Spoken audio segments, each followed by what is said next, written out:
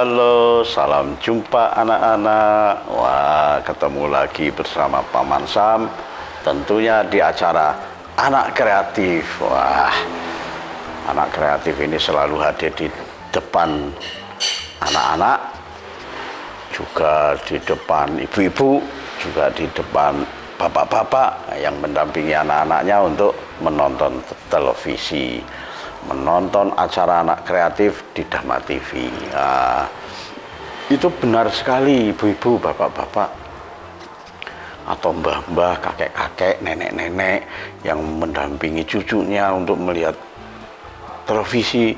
Nah, ini itu betul sekali, bagus sekali, karena dengan begitu anak-anak yang belum mengerti tentang isi tayangan televisi bisa dijelaskan, diterangkan, diarahkan, tidak seenaknya saja anak-anak menonton tayangan-tayangan televisi. Karena walaupun televisi Bapak Ibu itu kadang-kadang juga tidak semuanya bisa diterima anak-anak. Nah, berbeda dengan anak kreatif ini. Bersama Paman Sam, selalu Paman Sam memberikan motivasi terhadap anak-anak agar anak-anak selalu kreatif, selalu hidup dengan semangat, selalu ingin mendapatkan pengetahuan baru. Baik pengetahuan baru itu kan macam-macam, anak-anak bisa didapatkan dari buku, bisa didapatkan dari pengalaman ketika bepergian, berjalan-jalan. Nah, misalnya di itu bisa didapat dari saat liburan, saat tamasya, macam-macam itu pengetahuan bisa didapat dari mana-mana, tidak hanya di sekolah saja. Nah, seperti sekarang ini Paman Sam kalau kemarin sudah bercerita pengalaman Tono di mana saja itu kemarin, di mana? Betul, di Pasar Loa, yang dulu di mana? Di Pasar Burung, betul. Nah, sekarang Paman Sam akan bercerita tentang pengalaman Tono dan ayahnya pergi ke sebuah ladang. Seperti biasanya anak-anak, hari yang dipilih adalah hari libur untuk bermain, berjalan-jalan. Tono bersama ayahnya. Saat ini ayah dan Tono berlibur ke sebuah ladang. Ya, walaupun Tono dan ayahnya tidak memiliki ladang sendiri, tetapi di desanya itu banyak sekali ladang atau sawah-sawah yang ada di tepi kota. Nah, di sanalah Tono sama bapaknya bermain, berjalan-jalan, berlibur di hari Minggu. Pagi-pagi sekali, seperti biasanya, ayahnya membonceng Tono menuju ladang yang jauh dari rumahnya, yang jauh dari kota, tempatnya di tepi kota, di ujung kota, di sebuah desa. Nah, berjalanlah. Kebetulan sekali cuacanya terang anak-anak, walaupun sekarang ini musim hujan. Pada saat itu kebetulan suasananya cerah, cuacanya cerah, sehingga enaklah si Tono dan bapaknya pergi bermain ke ladang. Nah, sampai di ladang, nah ini lagi-lagi, setiap kita bermain di mana saja, setiap kita berkunjung kemana saja, apapun yang kita lihat, apapun yang kita rasakan, apapun yang kita dengar, hendaklah itu menjadi pengetahuan baru bagi anak-anak. Setidaknya, kalaupun sudah tahu, akan lebih mendalami, akan lebih tahu apa-apa yang sudah diketahui. Nah, sampai di ladang, si ayahnya memarkir kendaraannya di sebuah warung. Nah, Tono diajak, ayo kita minum teh dulu ke warung ini. Mampirlah di warung. Nah, kebetulan warungnya itu jual, selain jual minuman juga jual kue-kue gorengan, ada pisang goreng, ada singkong goreng, ada weci, ada tape goreng, ada tempe goreng, wah macam-macam. Tono senang. Pesanlah si ayah Tono ke penjual warung, pemilik warung, Bu, nyuwun teh setunggal, kali kopi setunggal. Akhirnya Tono duduk di situ. Teh dan kopinya sudah terhidang. Tono minum kopi sambil mengambil kue yang terhidang. Di sana terjadilah perbincangan antara Tono dan ayahnya. Ayah, nanti kalau seandainya di ladang ada tanaman-tanaman buah-buahan, apakah boleh diambil, ayah? Oh, tidak boleh, Tono. Kan tanaman-tanaman di ladang itu ada yang punya dan memang sengaja dirawat untuk nanti dijual kalau sudah panen. Oh, jadi tidak boleh mengambil sembarangan. Ya tidak boleh. Saya kira boleh memetik seenaknya di ladang itu. Nah, terus kita nanti ke sana ngapain, ayah? Ya kita hanya melihat-lihat saja keindahan ladang dan bermacam-macam tanaman, sayuran, buah-buahan yang ada di ladang. Oh, ya sudah, kita jalan-jalan saja nanti. Iya. Terus ayahnya kasihan juga sama si Tono. Rupanya si Tono juga ingin memetik buah-buahan yang ada di ladang. Maka si ayahnya berkata, begini saja Tono, nanti mudah-mudahan kebetulan ada yang lagi panen memetik buah di ladang. Nah, nanti di situ kita bisa beli sedikit untuk kita makan di sana. Oh iya iya iya ayah, iya iya ayah. Nah, katanya si Tono begitu. Nah, benar juga anak-anak, setelah agak lama si Tono dan ayahnya minum teh dan kopi serta kue-kue yang terhidang, berangkatlah lagi Tono dan ayahnya ke ladang. Nah, kenapa ayahnya mampir di warung dulu? Nah, ini ternyata ada alasannya anak-anak. Ayahnya ini mampir ke warung, alasannya supaya bisa menitipkan kendaraan sepeda motornya parkir di depan warung. Sementara nanti Tono dan ayahnya berjalan-jalan kaki saja, tidak memakai sepeda motor. Nah, terus bagaimana kelanjutannya? Ya jangan kemana-mana, tetap di Anak Kreatif.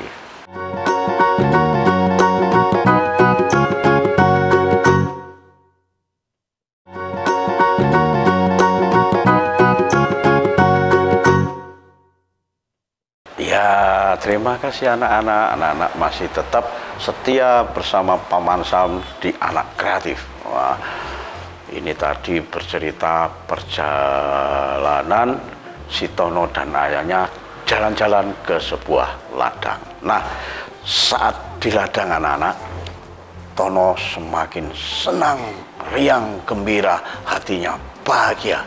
Kenapa demikian?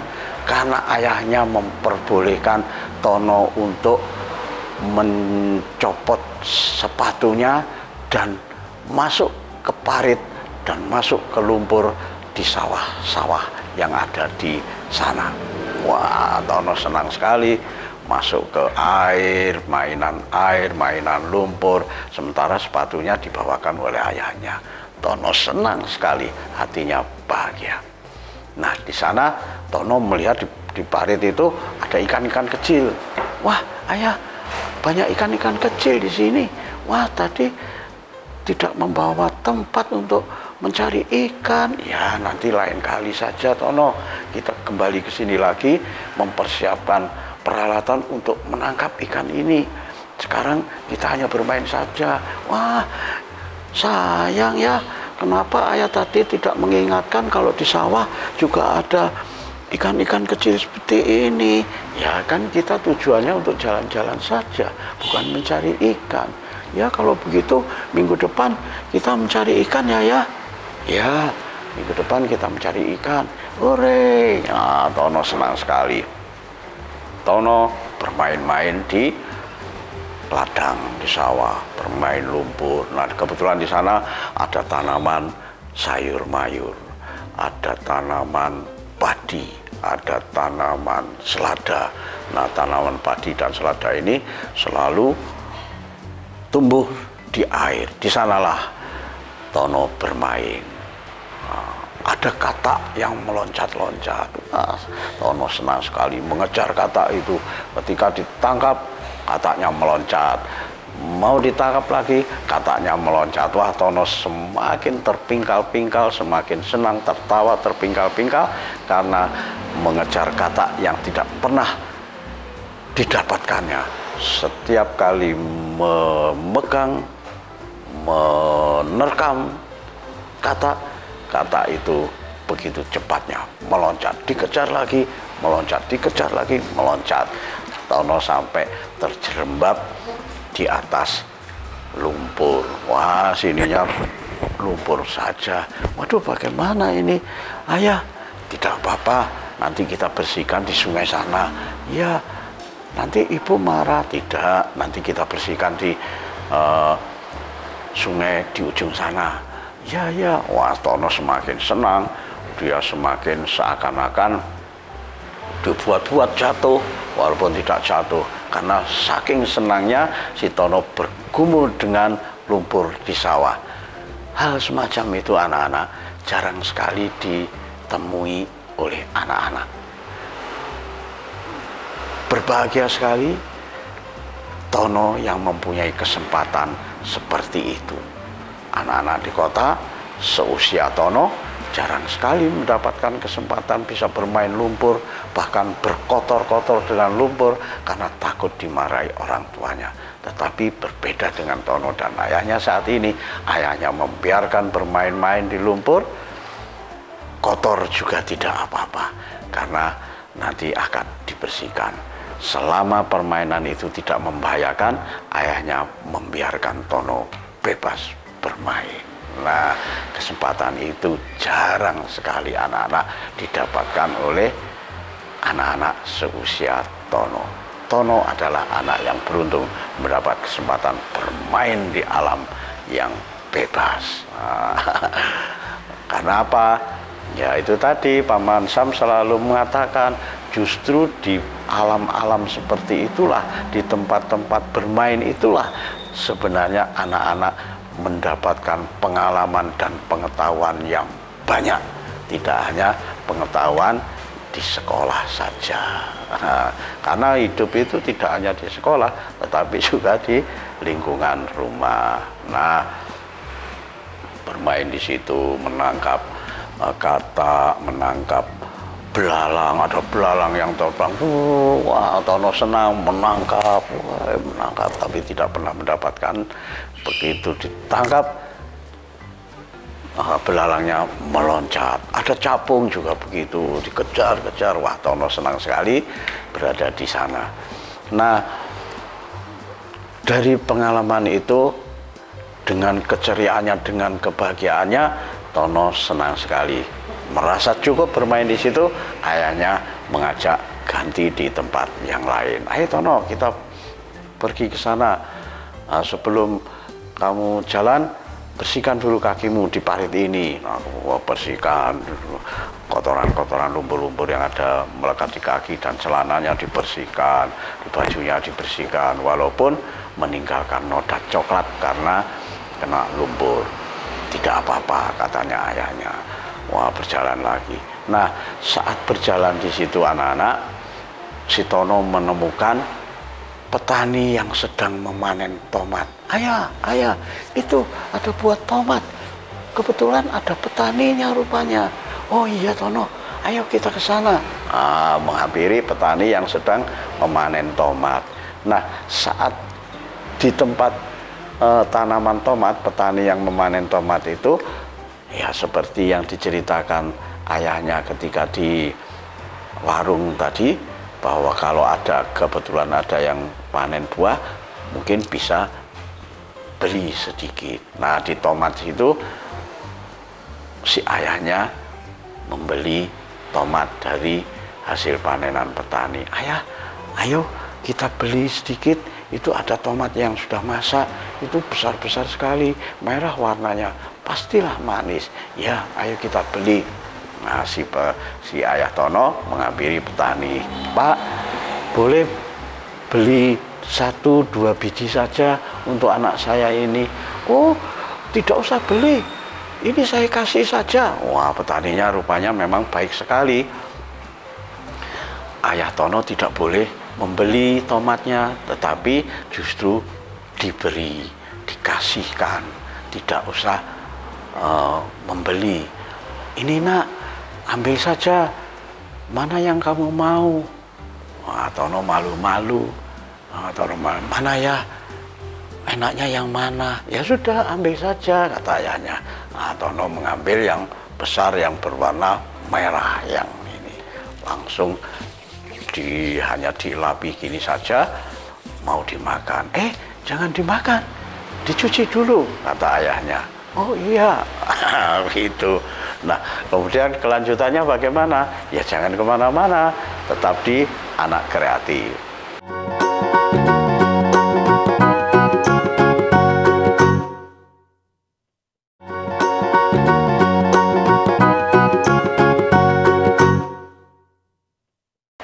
Terima kasih anak-anak masih setia di Anak Kreatif ini. Wah, seru sekali cerita Paman Syam ini tadi.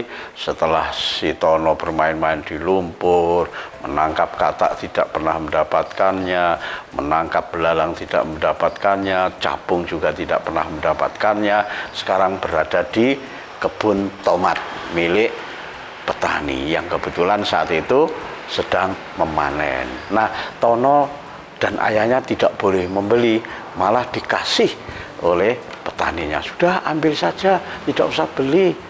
Kalau hanya 1-2 tomat saja. Wah, si Tono bilang, ayah, aku ambil yang itu ya. Kan gitu. Tadi sudah mendapat 1 tomat besar, mau dimakan, dilarang oleh ayahnya. Jangan langsung dimakan, dicuci dulu. Kenapa demikian anak-anak? Ya karena tomat, buah-buahan, sayur-sayuran yang berada di ladang sebelum dicuci pasti beracun.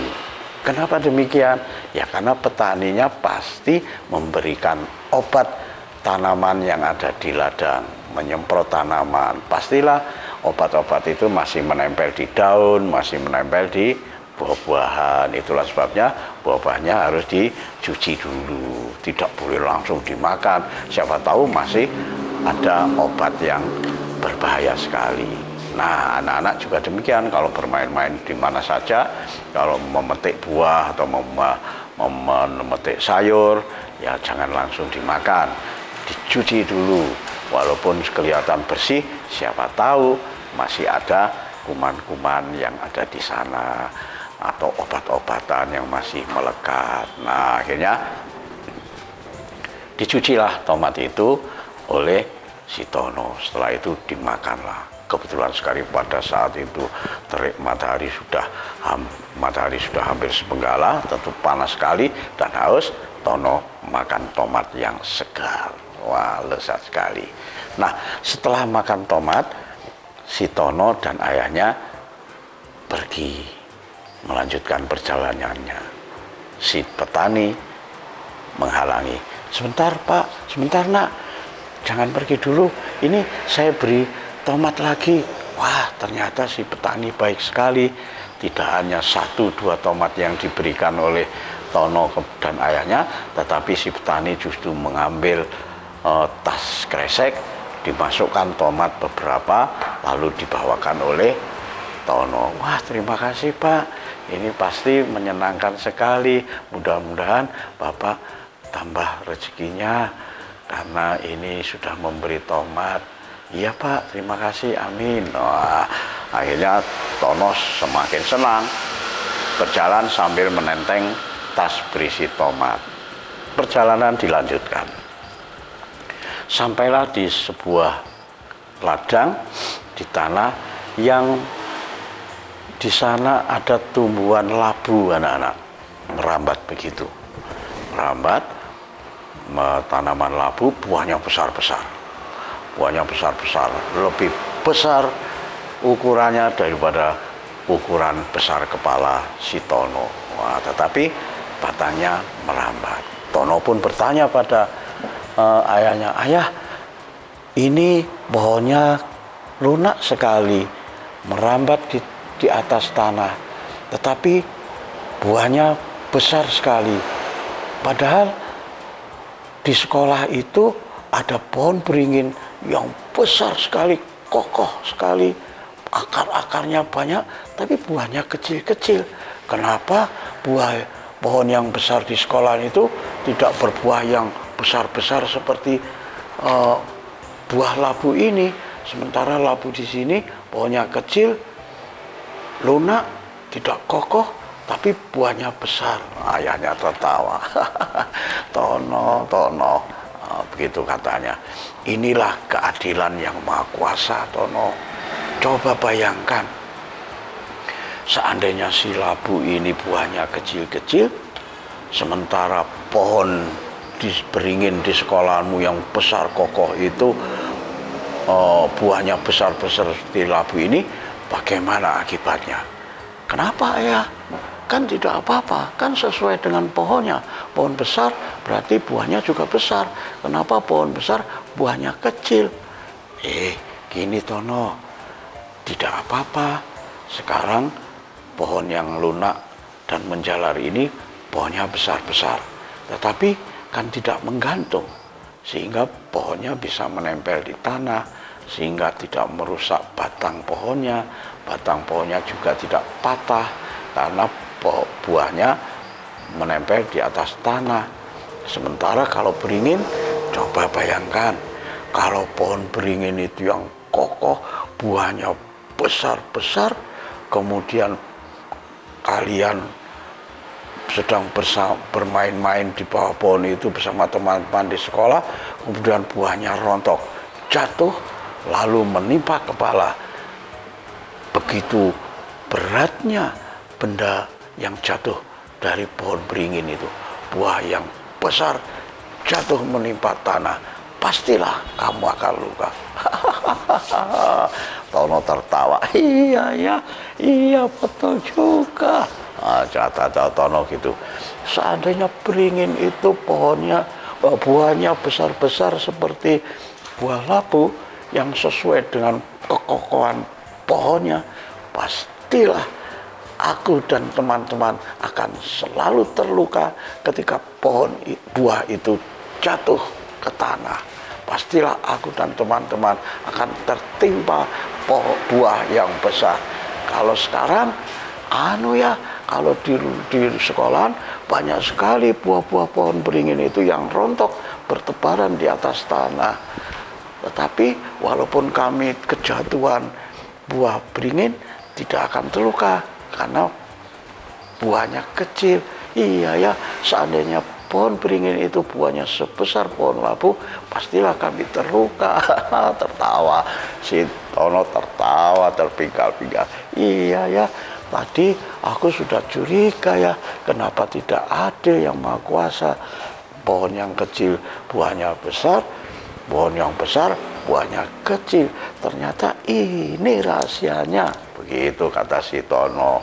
Nah, lagi-lagi si Tono mendapatkan pengalaman baru dari perjalanannya bermain di ladang. Nah, itulah anak-anak Paman Sam selalu memberikan cerita-cerita yang menginspirasi, yang punya makna, yang bisa menggugah pengertian anak-anak dan mendapatkan pengetahuan baru. Ya, mudah-mudahan minggu depan Paman Sam memiliki cerita lagi yang menarik, yang bisa menginspirasi dan memberikan pengetahuan baru terhadap anak-anak. Itulah sebabnya Paman Sam selalu mengatakan anak Nusantara harus kreatif. Sampai jumpa.